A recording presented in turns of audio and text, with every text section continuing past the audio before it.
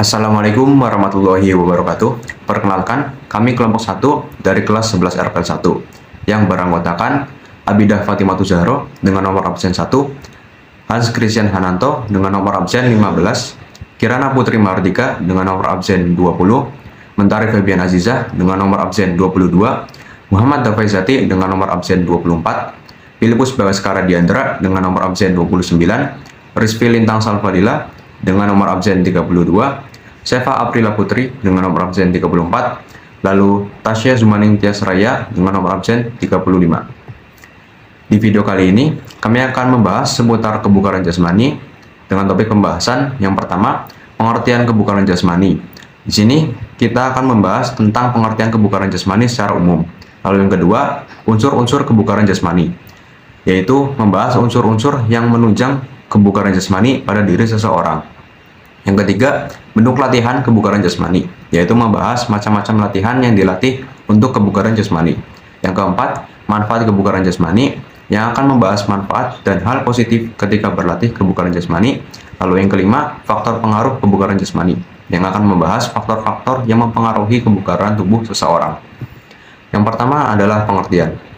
Apa itu kebugaran jasmani? Kebugaran jasmani dapat dikatakan sebagai bentuk kemampuan fisik seseorang untuk melakukan kegiatan sehari-hari tanpa merasa kelelahan yang berlebihan dan tentunya masih memiliki cadangan energi. Kebugaran jasmani adalah suatu kebutuhan yang harus kita penuhi agar tubuh kita dapat melakukan banyak aktivitas dengan baik. Semakin baik kebugaran jasmani seseorang, maka akan semakin baik juga kemampuannya dalam mengatasi aktivitas sehari-hari.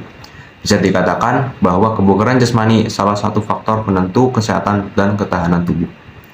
Misalnya, dengan banyak berolahraga, maka tubuh akan lebih fit dan terhindar dari berbagai penyakit. Baik, yang kedua adalah unsur. Apa aja sih unsur-unsur dalam kebugaran jasmani? Kita bahas satu-satu yuk. Yang pertama adalah daya tahan atau endurance. Nah, daya tahan itu yang dimaksud apa sih? Jadi, daya tahan adalah suatu keadaan di mana seseorang dapat menggerakkan tubuh untuk melakukan beberapa aktivitas dengan tempo yang berbeda. Namun dapat melakukannya dengan efisien dan efektif tanpa merasa lelah yang berlebihan nih. Nah, daya tahan itu dibagi jadi dua loh. Yang pertama ada muscular endurance, yang kedua ada cardiorespiratory endurance.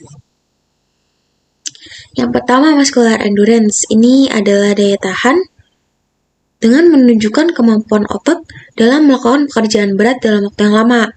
Jadi misalnya kayak angkat beban mungkin atau lari sprint kayak gitu-gitu. Ini masuknya muscular endurance.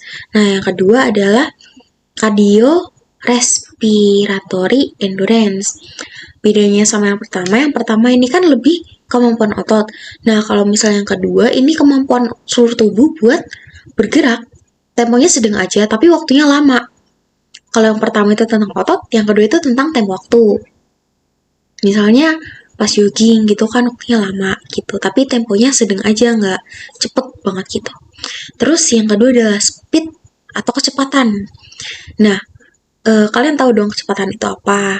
Kalau misalnya kecepatan ya identiknya sama kayak waktu kan, selang waktu. Jadi pengertian dari kecepatan ini adalah kemampuan tubuh untuk melakukan pergerakan dari satu tempat ke tempat lain secara cepat. Nah, buat kecepatan ini dibagi jadi tiga. Yang pertama itu sprint, yang kedua kecepatan reaksi, yang ketiga kecepatan bergerak. Buat kecepatan ketiga ini, tiga-tiganya bisa dilatih dengan berlari, tapi ditentuin sama frekuensinya. Disesuaikan aja. Terus yang ketiga adalah kekuatan atau bisa disebut dengan stretch. Kekuatan itu kemampuan otot-otot dalam melawan beban yang sedang dipikul oleh tubuh. Nah, unsur kekuatan ini dapat disebut dengan muscle strength. Kekuatan otot ini juga dapat berhubungan dengan daya otot atau muscle endurance. Ketahanan otot adalah kemampuan otot dalam menahan kontraksi dengan beban ringan secara terus-menerus. Lanjut yang keempat, unsur yang keempat dalam kebugaran jasmani adalah koordinasi, atau bahasa Inggrisnya bisa disebut dengan coordination. Koordinasi ini suatu kemampuan tubuh untuk melakukan aktivitas atau gerakan dengan efisien dan tepat. Nah, seseorang tuh memiliki koordinasi yang baik, maka kerjasama yang dilakukan tubuhnya juga akan baik.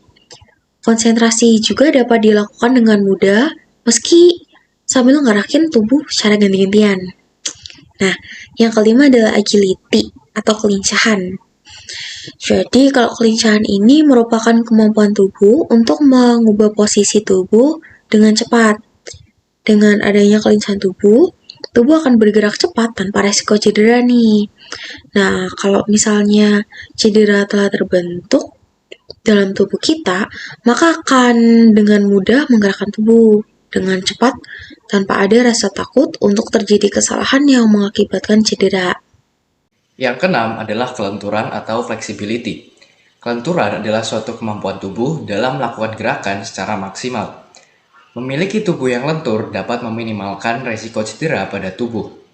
Kamu juga bisa melakukan pergerakan dengan bebas dalam segala aktivitasmu. Kelenturan ini didukung dengan berbagai macam faktor, seperti faktor usia, kualitas otot, struktur sendi, dan ligamen. Lalu yang ketujuh adalah ketepatan akurasi, atau yang biasa kita sebut dengan akurasi. Akurasi adalah kemampuan untuk melakukan gerakan dan keterampilan dengan presisi. Akurasi juga dapat diartikan sebagai kemampuan seseorang dalam mengarahkan objek ke arah atau target tertentu. Seseorang yang mampu mengontrol gerakan ke arah tertentu atau pada intensitas tertentu memiliki unsur kebugaran jasmani berupa akurasi yang baik. Yang kedelapan adalah keseimbangan atau balance. Keseimbangan adalah di mana posisi tubuh akan terus tegap berdiri tidak jatuh saat sedang melakukan gerakan fisik. Memiliki keseimbangan tubuh yang baik dapat meminimalkan risiko jatuh dan cedera. Diperlukan daya tahan otot yang optimal untuk mampu menahan guncangan dan koordinasi pandangan agar tetap seimbang. Yang kesembilan adalah daya ledak atau power. Daya ledak merupakan gabungan dari kekuatan dan kecepatan, di mana tubuh dapat bergerak dengan cepat dan juga memiliki otot yang kuat untuk melawan beban yang dipikul oleh tubuh kita. Artinya, tubuh kita dapat bergerak cepat dan membawa beban berat sekaligus. Lalu yang ke-10, yang terakhir adalah kecepatan reaksi atau reaction. Kecepatan reaksi adalah waktu reaksi tubuh kita ketika mendapat suatu stimulus atau rangsangan. Kecepatan reaksi ini berbeda dengan refleks. Reaksi merupakan gerakan yang disadari, sedangkan refleks adalah gerakan otomatis yang dilakukan tanpa kesadaran. Yang ketiga adalah bentuk latihan. Bentuk latihan kebugaran jasmani ada 6. Yang pertama, push up. Push up merupakan salah satu bentuk latihan untuk meningkatkan kebugaran jasmani kita. Olahraga ini termasuk ke dalam jenis olahraga kalistenik, yang artinya jenis olahraga ini memiliki fungsi untuk menguatkan otot dada, bahu, dan juga tricep. Bahkan gerakan push up dapat membentuk otot punggung bawah dan juga perut. Beberapa hal perlu diperhatikan saat melakukan push up, seperti memperhatikan pergerakan posisi tangan, selalu menghadap ke depan, dan perhatikan gerakan naik turun secara ketat. Push up ini tentunya sangat efektif untuk meningkatkan massa otot dan kesehatan jantung kalian. Yang kedua, back lift. Back lift ini berfungsi untuk membentuk otot pada bagian punggung agar lebih kekar dan simetris. Latihan ini dilakukan dengan cara badan dan kepala menghadap ke lantai secara lurus, lalu perlahan menggerakkan dada hingga kepala secara naik dan turun secara maksimal. Manfaat kegiatan back lift ini untuk meningkatkan kekuatan tubuh, menurunkan berat badan, mengurangi risiko cedera, membentuk dan memperbaiki postur tubuh. Yang ketiga, sit up. Sit up ini berguna untuk melatih berbagai otot. Dalam hal ini, sit up dapat melatih otot perut, dada, pinggang, leher, dan juga panggul. Dengan melakukan sit up, kita dapat mengambil beberapa manfaat, seperti mengajarkan otot, memperbaiki postur tubuh, lalu membentuk tubuh yang ideal, dan memperbaiki keseimbangan tubuh. Nah, jika ingin mendapatkan banyak manfaat seperti yang telah disebutkan tadi, maka kita harus rutin untuk olahraga agar kebugaran jasmani dapat terbentuk di dalam tubuh kita. Yang keempat ada shoulder press. Shoulder press digunakan untuk melatih kekuatan otot dengan otot bahu, otot lengan, dan caranya yaitu cukup mudah. Kamu bisa menggunakan barbel sebagai alatnya. Setelah itu, kalian perlu mengangkat barbel dengan kedua tangan lurus ke depan, lalu angkat sampai ke dada, lakukan secara berulang-ulang. Yang kelima ada leg squat. Leg squat ini bertujuan untuk melatih otot tungkai. Untuk melakukannya, kamu memerlukan barbel dan angkat kedua tanganmu, lalu letakkan barbel pada tanganmu di bawah leher. Setelah itu, kamu bisa menekuk lutut dan turun setengah jongkok. Lakukan gerakan itu secara berulang. Yang keenam ada lari cepat. Lari cepat ini bertujuan untuk melatih kecepatan bergerak. Lari cepat ini dilakukan dengan start berdiri. Caranya kamu harus berdiri dengan salah satu kakimu berada di dekat garis start. Lalu dengarkan peluit atau aba-aba untuk dimulai. Jika sudah ada aba-aba, kamu bisa lari secepat mungkin dengan jarak 50 meter. Nah, yang selanjutnya adalah manfaat dari kebugaran jasmani. Ada beberapa manfaat jika kita menjaga kebugaran jasmani tubuh kita ya. Jadi yang pertama, yaitu menjaga kesehatan tulang. Nah, salah satu manfaat dalam menjaga kebugaran jasmani tubuh kita adalah memperkuat tulang. Nah, seseorang yang dalam hidupnya itu selalu aktif berolahraga akan memiliki kepadatan tulang yang lebih baik daripada orang yang tidak pernah berolahraga. Banyak latihan untuk memperkuat tulang pada tubuh kita, contohnya seperti berlari, naik turun tangga, dan juga angkat beban. Lalu, yang kedua, menjaga berat badan. Dengan berolahraga atau melakukan kegiatan kebugaran jasmani, dapat membakar kalori dalam tubuh kita. Nah, dengan terbakarnya beberapa kalori itu, maka berat badan kita akan turun jika sebelumnya berlebihan.